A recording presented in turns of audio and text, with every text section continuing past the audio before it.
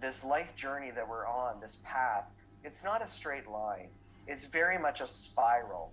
And we keep coming back to things where we thought we knew the answers, and we keep getting tested to see if we really true. But each time we get tested, we see deeper truths, not only about others, but mostly about ourselves. And I remember that moment when I was diagnosed with cancer in 2015. I just looked up to the heavens and said,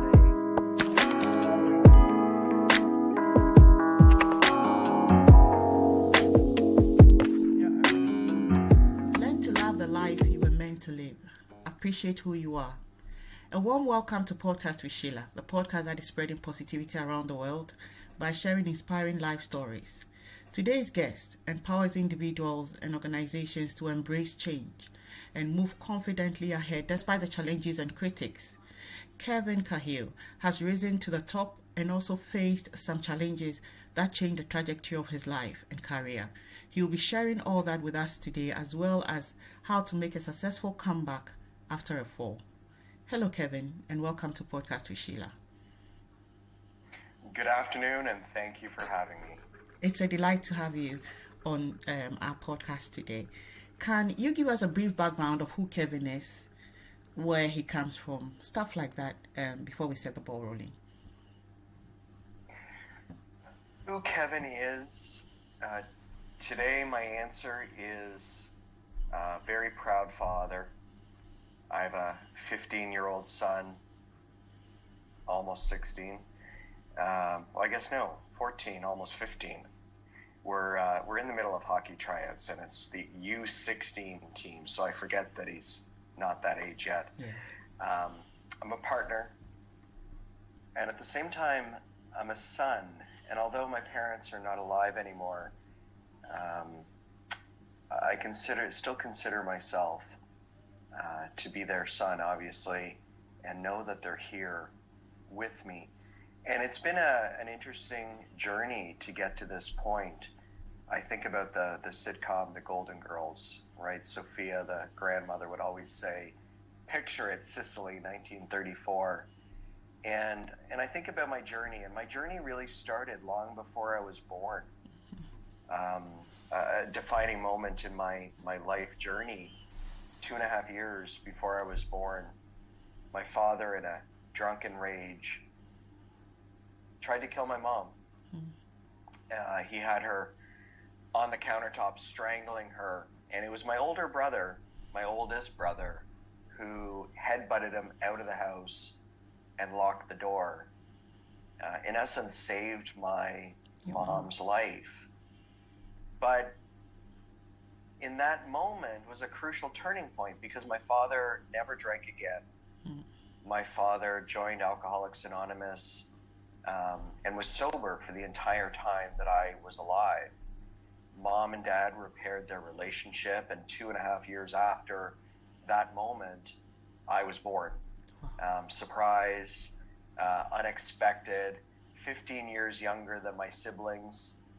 And I grew up in a very different time. I grew up in a world that I never saw my father drink, but at the same time, there was that intergenerational transfer of trauma that, although my oldest brother, saved my mom's life, he then went on a journey of addiction and mental health challenges. And so I was born. 3 years after I was born, my father was an elevator mechanic, and elevator brake let go, and he was crushed by an elevator. So he was disabled for my entire life and for the rest of his. So I grew up with a stay-at-home dad. I grew up with an incredible role model that I never really understood until he passed away. And I grew up, I was bullied. I grew up as a fat kid with a stutter. And in my late teens, I wanted to create a new life. And I moved away for university. I moved, 5 hours away from my family, from the school, my community, because I didn't want to be anything like my father, and I didn't want to be anything like that kid who was bullied.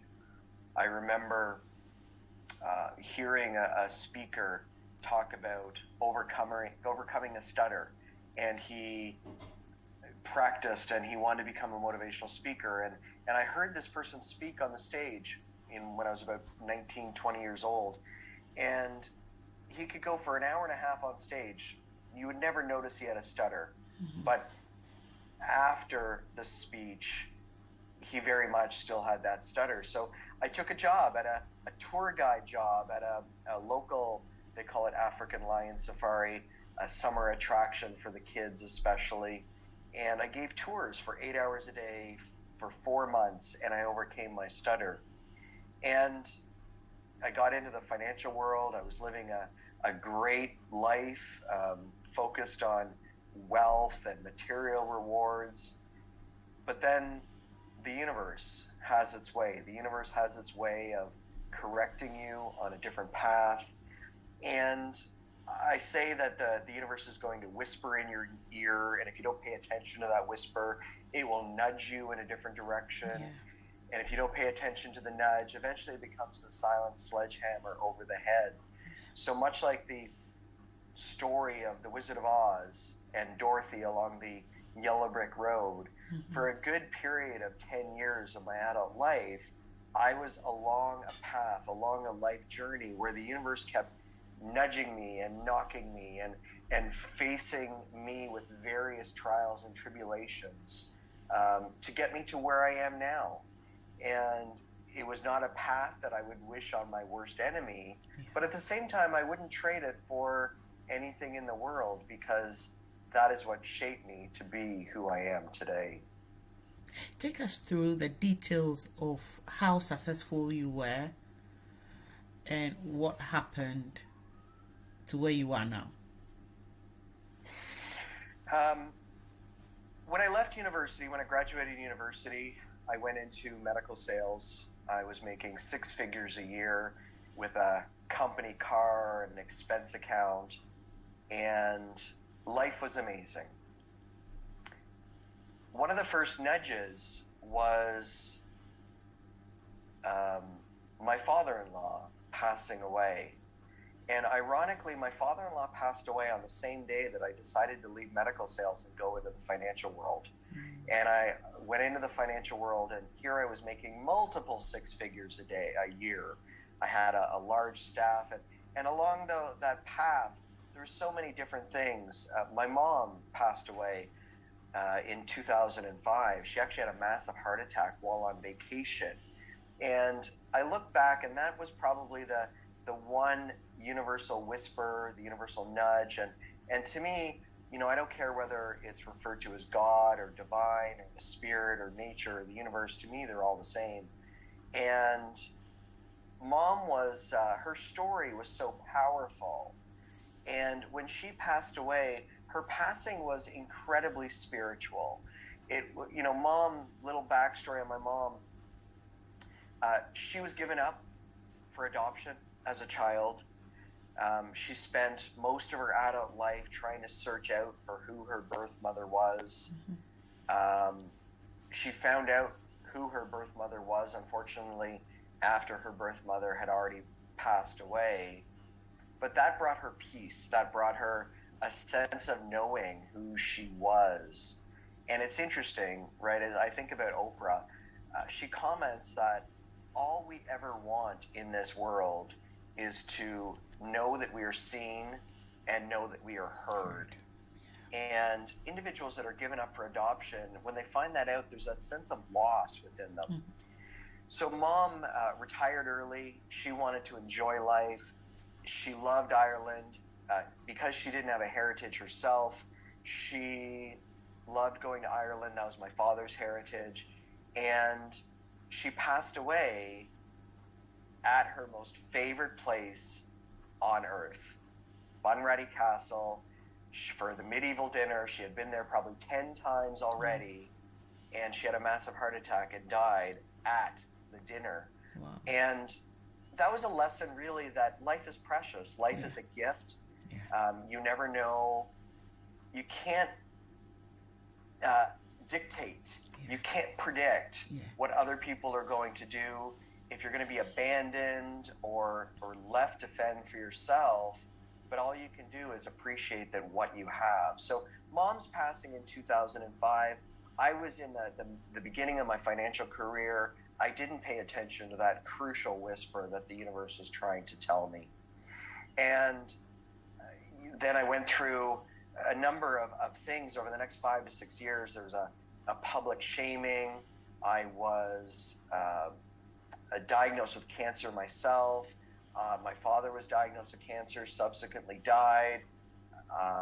And then in 2013, I fell and hit my head on concrete and was left reeling with severe post-concussion syndrome. Even to this day, we're 9 years later, and every day I have a massive headache. I have tinnitus in my ear. And although that I could, play the poor me card or stay in bed and say, why me? It's a gift. It's a reminder. And I thank that headache every day. Because when the headache gets so severe, it's that reminder that I just need to rest. I need to recover. And I need to really, truly focus on myself and focus on being present.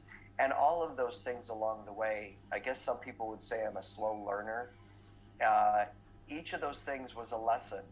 And this life journey that we're on, this path, it's not a straight line. It's very much a spiral. And we keep coming back to things where we thought we knew the answers.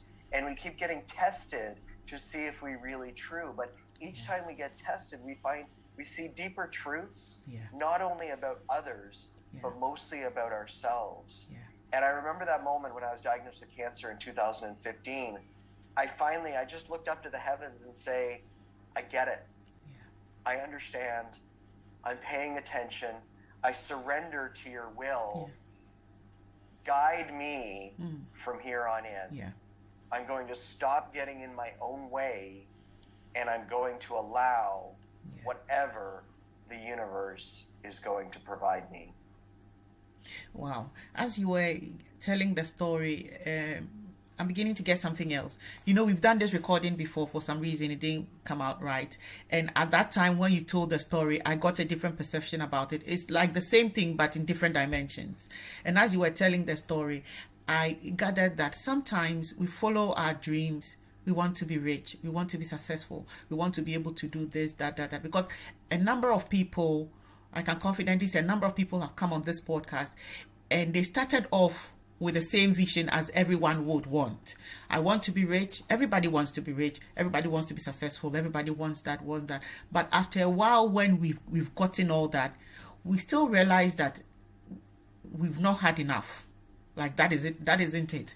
It isn't that we want more money. No, because we have more money, but it's not giving us the peace. It's not giving us the little extra something that we need, and that isn't money that will give that to us. So a number of times people have come on the podcast and they have said, I had it all, but at a point I just had to let it go because it wasn't giving me what I really wanted. And then you see they would have moved off to do something else. Like, I think a couple of weeks back or more, about a month ago, there was this woman who came on. She said her business was a multi-dollar business and a multi-million-dollar business, and then finally she just had to move away from that to start working in the prisons and working with youth in the prisons, try to prevent them from going there, helping them to pick up their education, to read and to do something for themselves. So, and that is what is actually giving her fulfillment, because she sees that she's helping save life, and that alone gives fulfillment. So it looks like sometimes when we are growing up, or when we are very young, when we are in our prime, we are enthusiastic about making a lot of money. But then when we've made all the money, we still feel that something is missing. And then we start looking for that peace, that inner peace, that thing that gives us inner peace, which isn't money. And I was getting that from your story, as you were saying. And I was beginning to link up with the other stories that I've heard on the podcast, and it's making so much sense. I don't know if I'm right, if I'm making sense. No, 100%. And, there's so much. I love the story of the Wizard of Oz. And there's so many elements of that movie, of that book, that, along the path of Joseph Campbell and the hero's journey, or the dark night of the soul, right? Even Dorothy, she gets to the end of the yellow brick road and she meets the wizard, but only to discover that the wizard in itself is smoke and mirrors. It's a myth. It's a fairy tale. There's nothing of substance there. But the journey, really, the journey is the destination, right? And that's so many stories around the world, right? The great stories are, I had it all, and then I lost it, and now I'm joyful, or I'm living a life of bliss. And I love meeting people, because for me, I can always tell usually where a person is on their journey. The individuals that are quiet and peaceful, and they have an aura about them, I just know that they've gone through hell and they've come out the other side. And they've seen the gutter. They've probably been in the gutters of life, where they've learned more about themselves and they've learned more about other people, and they've come out softer, right? They've come out with a more loving presence, with a more peaceful presence. And that again, back to the Wizard of Oz, that was Dorothy, is she had this destination of going home, going home, going home. But what does the witch tell her? The good witch? You always had the ability to go home. But what she had to do in order to get home is be confronted with the worst parts of herself, right? The scarecrow, the part that had no courage, the Tin Man, the part that had no heart, the cowardly lion, or no, the scarecrow was the brain, the cowardly lion was the courage, right? So she had to meet her own insecurities and really face her own darkness in order to find the gift to go home. And I think, we're all put on this earth to learn a lesson, and we're going to keep repeating the same mistakes over and over and over again until we learn the lesson. And then once we learn the lesson, it seems so simple, but it was so difficult in that time. Right, and I remember, for most people, right, the marriage, the divorce was a disaster, but because of it, I met this person. Or, that accident almost claimed my life, but now I'm in this place. And in my financial career, near the end of it, I was working mostly with usually women leaving abusive situations, whether it was a marriage or a cohabitation situation. That was my specialty in the financial world. And what I came to learn is that, the partner that they were with was exactly like every single failed relationship they had ever had. But mostly it was also like, their mother's failed relationships, their grandmother's failed relationships. Right, this concept of intergenerational transfer of trauma just keeps going. And until we learn the lesson, or until we learn to deal with our own trauma and our own issues and our own sorrows, we keep passing it on.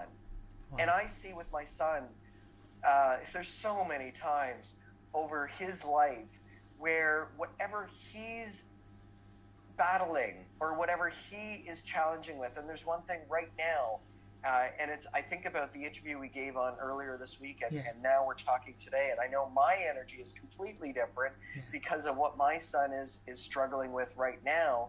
And it's that realization that what my son is struggling with right now is the same thing that I'm still struggling with. And we're all, no one gets out of this world without struggle, without challenges. And even the greatest gurus of our day, right? The Eckhart Tolles or previously with Mahatma Gandhi or Martin Luther King, right? Even though we look at them as being these incredible individuals, they still have moments of sadness. Exactly. They still have moments of pain. They still have moments of sorrow. And I think that is the one thing that our culture, we don't embrace the darkness. We haven't learned how to accept pain and invite pain in, because all of the messages in our world, they just tell us to put a Band-Aid on it or put duct tape on it, or peace out watching Netflix, or go to the bar and have a bunch of drinks, or whatever the case is. We're all about numbing our pain, where I've learned sitting with your pain and having a conversation with your pain is the only way to get through your pain. I like that. That's well said. That's very well said. How did these challenges affect your life, Kevin? Massively. You can't... There's a story that actually just came into my head. There's a speaker that I heard. I haven't thought about this story in probably 15 years, and it's probably been about 20 years since I heard this speaker. He talked about the story of a mother and a daughter, and the young girl, maybe about 5 years old, was late coming home. And the mother asked her, "Why were you late coming home?" And she said, "I was walking home with my friend, and she dropped her porcelain doll, and it broke into a million pieces." And so the mom got really upset of, "Why were you so focused on the broken doll?" And the daughter said, "Well, I wasn't focused on the broken doll, but I was there to hold her while she cried." And that's really been my journey. Much like the fairy tale of Humpty Dumpty, who sat on the wall.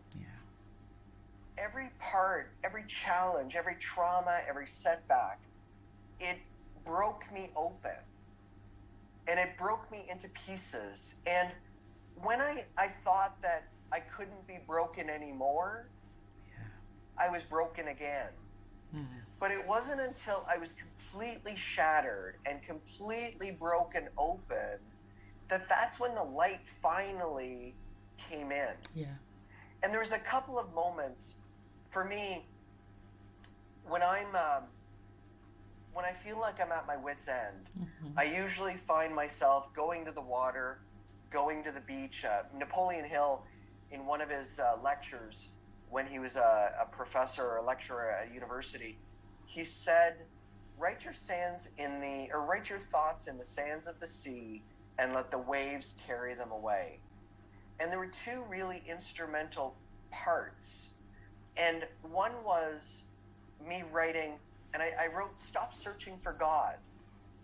And that was an incredible lesson for me. I think it came in 2000 and early 2015, because I had spent so much time trying to find God and trying to find the divine, that once I stopped searching, I feel like I was found.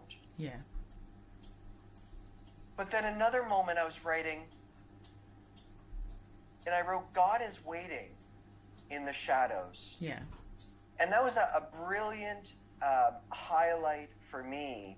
That, so many times when there's disasters around the world, and we see children dying or countries getting bombed, and that the non-believer's first question will say, "How could God allow this to happen?" But I learned that God is there in the darkness, in the shadows, is in the trauma with us, waiting for us to realize that suffering is a part of life. Suffering is, we don't get out of this world alive. We don't get out of this world without dying. And so through my journey, it left me, I think about my headaches, the tinnitus, the bankruptcy. Those things are scars that I'll never be able to go past. They're always part. And so rather than running away, I learned that my gift is inside my pain. And with my cancer, the 12-inch scar that I see every day is that constant reminder that suffering is the admission to this journey of life. Yeah. And no one wants to hear that. No one wants to, when the marriage falls apart, or they lose everything, no one wants to hear that is what is ahead of them. But when I hear someone tell me, whatever their challenge is, my first thought in my head is, I am so excited for what you are going to create out of this. Because that is all the great stories on earth. They all started with, everything was going so well, and then I lost it all. Yeah. Yesterday I had another recording with a lady, and I think we talked a lot on the bit of motherhood. And I was telling her that I used to live on a particular street. And every time I pass on that street, I remember, because in that house where I lived, I had gone through trauma. And every time I pass by that house, I just remember everything I've gone through. And it's not a physical scar, but it's a scar in my mind and all that. But when I remember, the good thing about it is when I remember, what I do is I just praise God. Because in that house, I lost my son. In that house, I nearly died. So when I pass by and then I look at myself, sometimes I look at myself in the mirror as I pass by, and I thank God that I'm still on earth, because so many things could have taken my life in the past 2 years back, and I wouldn't be here. So those are all scars, like an example of, not a physical scar, but an example. But I was telling the lady that sometimes I believe that when we go through some of these things, we remember where we are coming from. And then we get to understand how we're able to come out of it. And for me, I just, wherever I am, if it's possible to go down on my knees and give thanks to God, I do. But it makes me know that there is a higher being who's always been with me, even though I don't see him. I always see his hands at work in my life, because for the past 10 years, it's just been him. And I know that I couldn't have made it without him. So every time I remember, every time I look at my children, I give him thanks, because I was told I couldn't have children. But I have 2 children. I've lost a number of them, but at least I still have 2 alive, healthy children. So when I look at them, I give thanks. So many things I look around me, and I know it's all him. And those could be some of the scars you're talking about. So like you're saying, we go through pain, but we are on earth. We exist for a reason, and we came on earth here because someone put us here. Anybody could be looking at it differently based on their beliefs. But from my background as a Christian, I know I'd come here because someone put me here. And whatever I do, I always have to remember him and give him thanks. Because definitely he will not rain manna from heaven, but he will give it through somebody to give it to you the same way. So obviously my parents would have given birth to me, somebody would have given me. So it's from like that. But he brought the first people, and then it's been like that. So I belong to a God. I always have to remember to give him thanks for me. So when I go through pain and all of that, I know he's there for me because he put me here. And he will not put me through trials that are too difficult for me to carry. And when I feel they are too difficult and I go to him and I say, help me go through this. I was telling the lady yesterday that I always tell God, don't take those trials away from me, because I know when I go through it, there is a higher price for me in the end. So I definitely want to go through it. It's difficult, but what I'm saying is help me go through it so that I can get to the other side and get my reward. That was what I was telling her. So as you're talking, those were the things that kept popping in my head. And it's like, every time we do a recording, it's like a continuation of something. I don't know if you're getting it, because the other recording we did was a continuation of the previous story. And then yesterday, the recording I did with the lady is like, another continuation of, or little bits of things coming up from this one. I'm excited we're talking about that. But what has been your source of strength? What gave you hope and the edge to keep going and never give up? Well, and much like you just said, and I think about Oprah tells this story all the time of when she was struggling, and Maya Angelou said to her, the only prayer you ever need is thank you. Thank you for everything that you've ever experienced, because that has brought you to this moment. If it wasn't for all of those things, you wouldn't be here. You wouldn't be here in the same dimension, same form. And I think about, we're on this rock that has been hurtling through space for 13 point some odd billion years.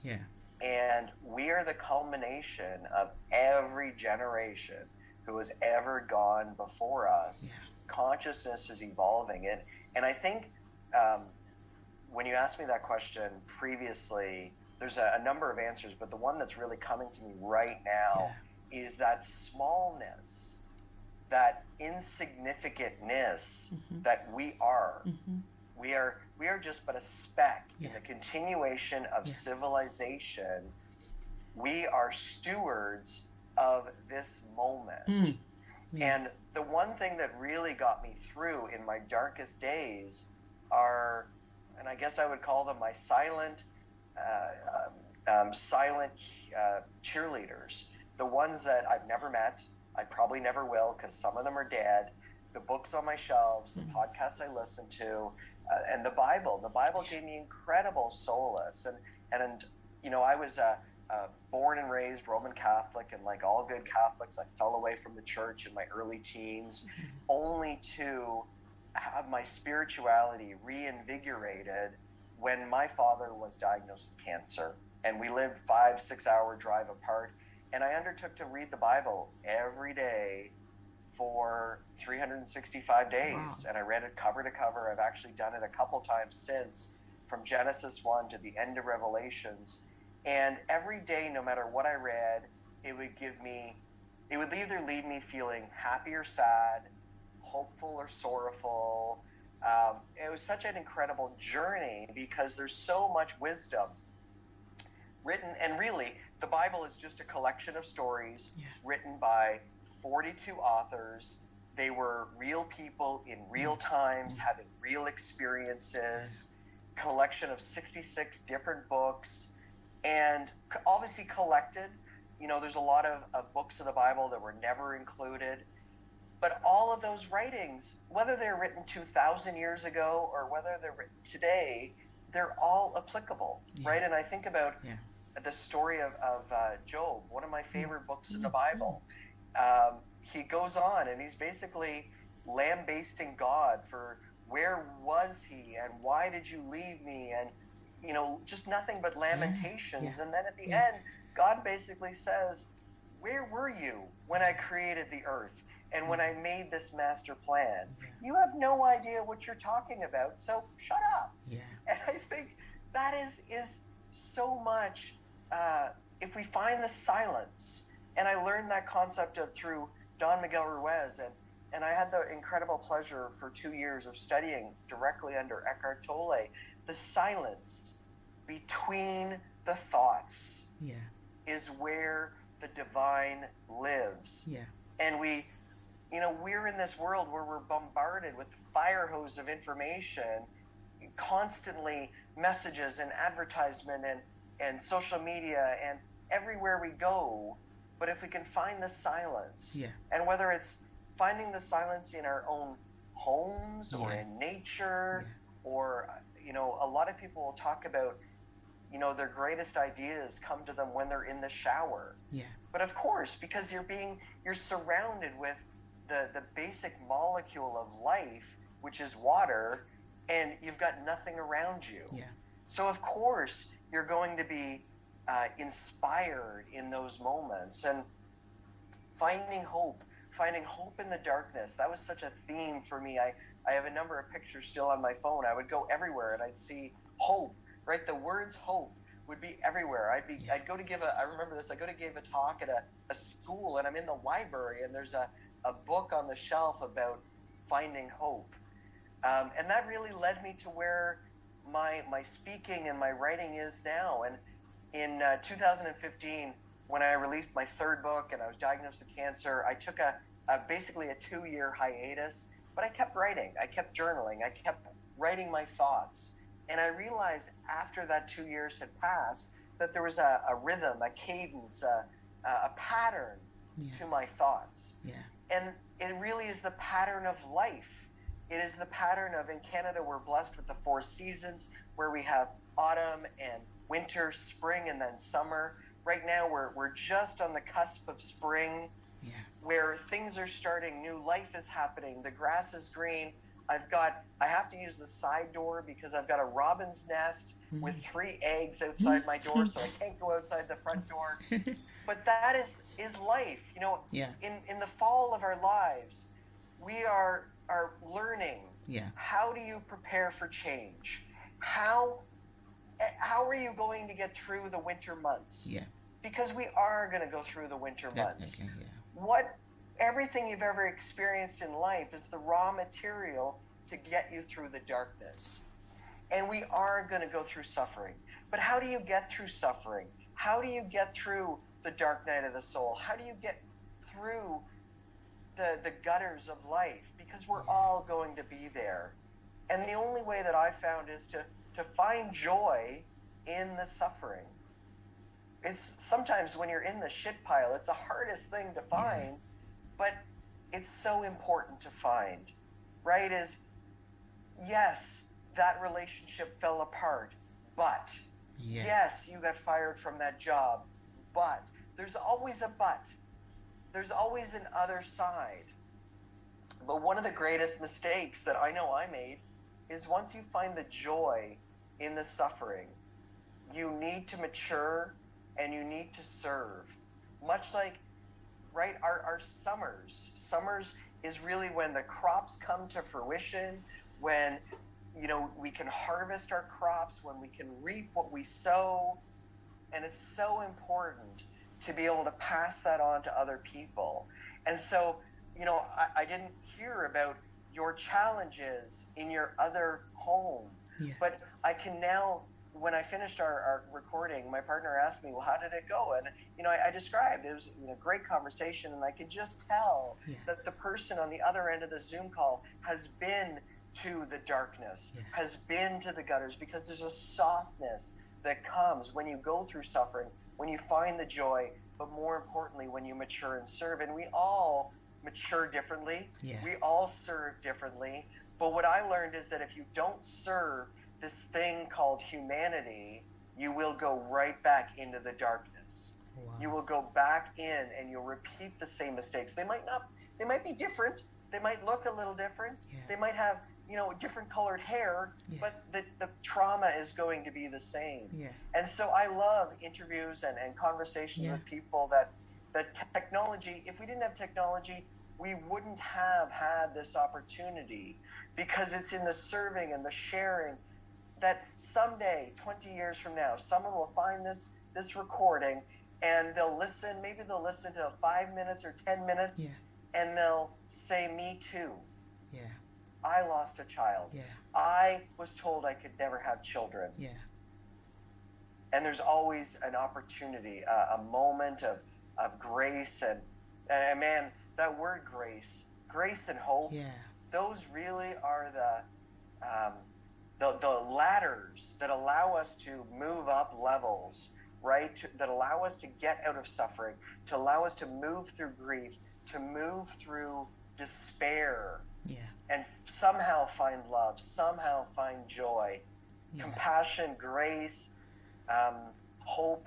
Without them, you know, and we don't always have it inside of us, but it's the other people who have gone before us. That message that, you know, we've been there. We don't know what it's like for you, but we know that you're going to get through this. Exactly.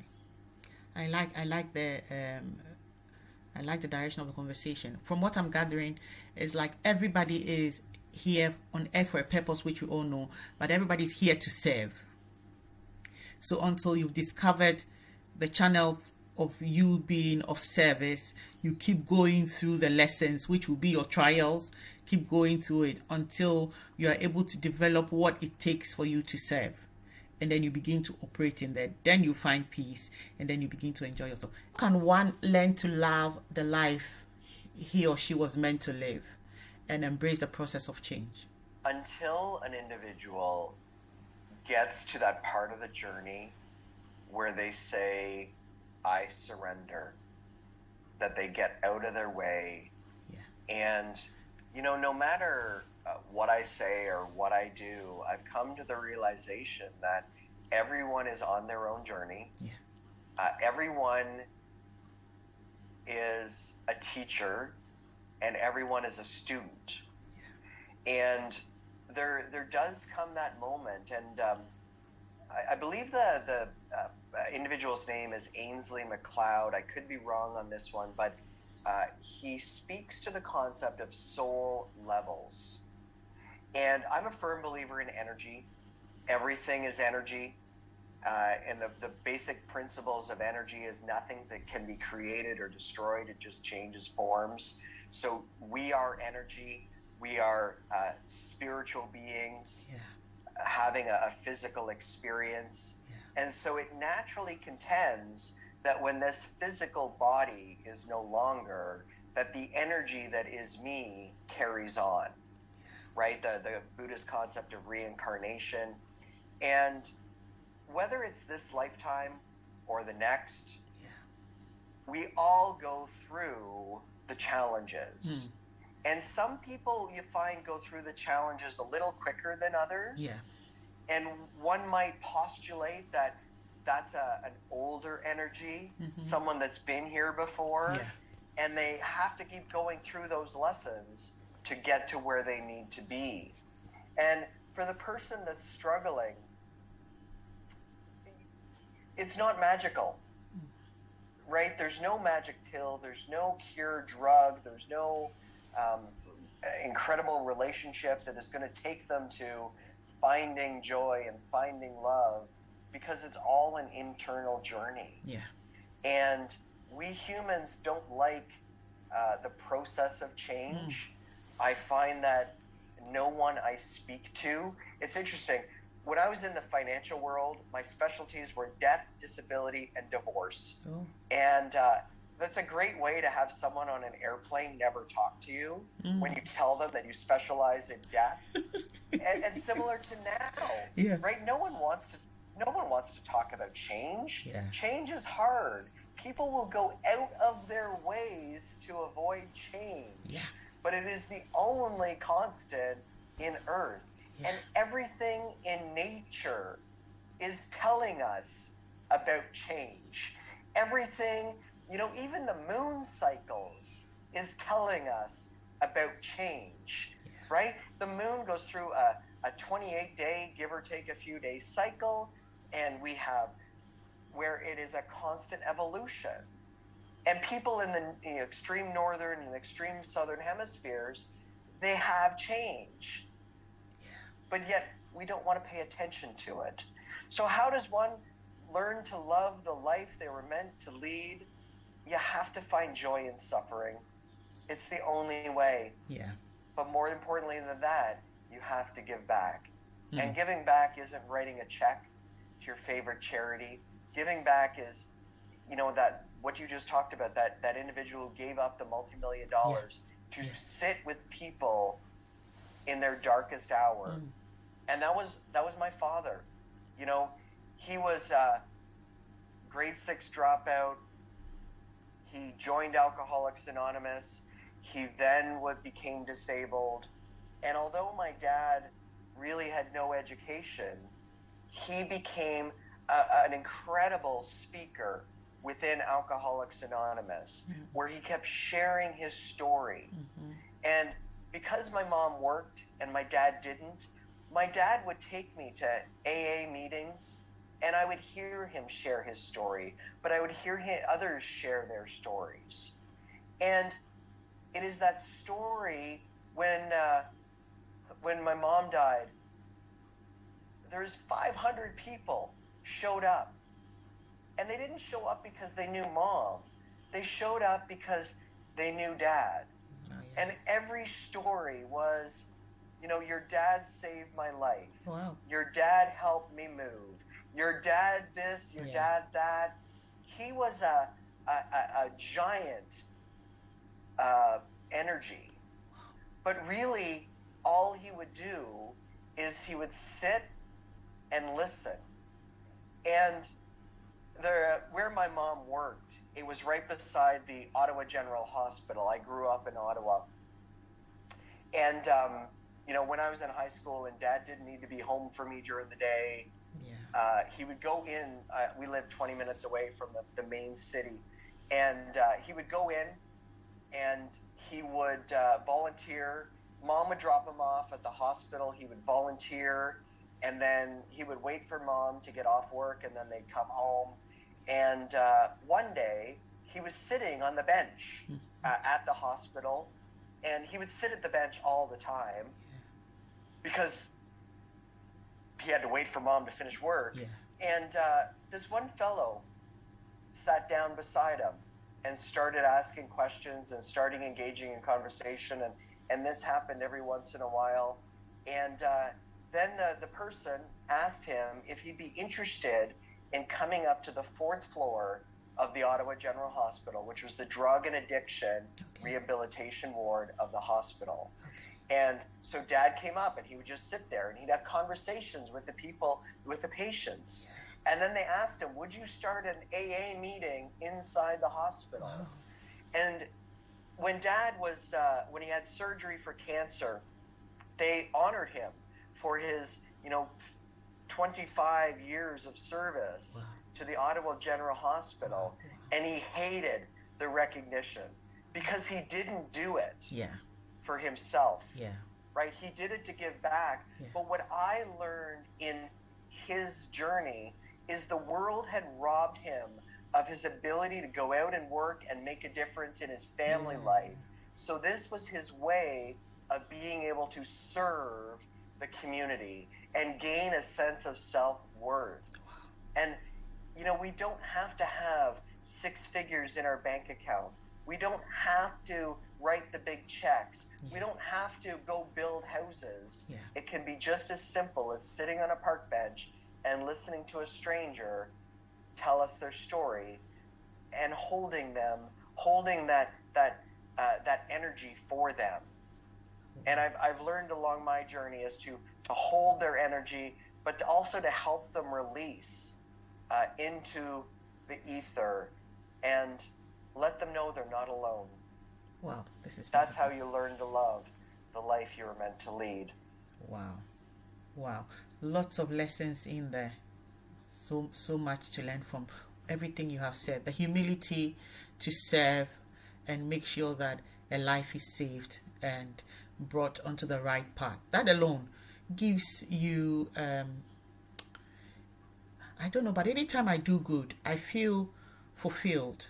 And I believe a number of people have said this on the podcast, that anytime you go out of your way to save a life, to do something good for someone, you just feel fulfilled, like what your dad was doing for the drug addicts and all of those people. I'm sure that alone gave him fulfillment. That was why he didn't want the recognition, because that alone was enough. At the end of the day, when you come back home, you get this inner peace that nothing could buy, like money can't buy that. It's just your selfless service that will give you that. And he was getting that, and that alone made him, I really like that. If you had one wish for this year, Kevin, what would that be and why? My wish for this year has been my wish for a number of years, and that is peace, inner peace, world peace, community peace. We are such a fractured society, especially here in Canada. It has definitely been two sides against each other. Everything has become politicized, and that is the human journey. It's been like that for centuries and centuries, and I don't necessarily think it's going to change, but I hope for the future generations that a new leader emerges, a different voice than anything we've had over the last number of years, that unites us as one being, under, this canopy that is the universe, that there are no differences. The only differences are man-made, and man-made in our own minds. There is no reason why we should be one side against another. And that is my daily struggle internally, is to ensure that if I want peace in the world, I need to be peace. Exactly. I like that. My prayer every day for some time now had always been, God, just take away anything that won't give me peace, whatever it is. I don't care how I value that thing in the past, or if that thing is not going to give me peace, take it away. I don't need it. Because as you grow, there's something with growth, and I'm beginning to cherish my growth.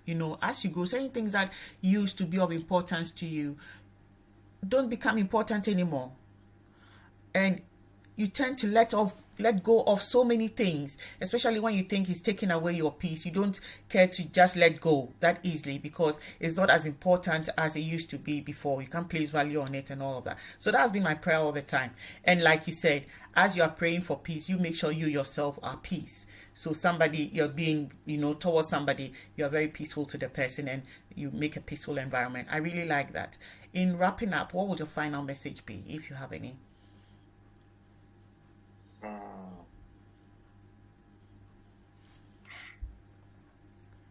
No matter what you're going through, no matter what you're carrying, no matter what you're struggling with, you're never alone. And even though you may feel alone, there's always someone out there who may not know exactly what you're going through, but they have been there and they have gone through it, and they are waiting for you in the shadows. Yeah. Wow. Someone is out there waiting for you. That's very well said. Would like to say a massive thank you, Kevin, for coming on Podcast with Sheila today. Sure. It was an incredible conversation. I enjoyed it too. If you've been listening in, this has been season 2, episode 50 of our podcast series, where we've been bringing your way seasoned guests with inspiring real life stories to share with us. Do not miss out on all these lovely experiences. Subscribe and be notified when a new episode is released. Whilst at it, please drop us a rating. We have a video presentation of this episode on our YouTube channel. Just search for Podcast with Sheila on YouTube and you'd find us. Our prayer for you this week is that you never miss a lifetime opportunity. Until we meet again, have a brilliant week.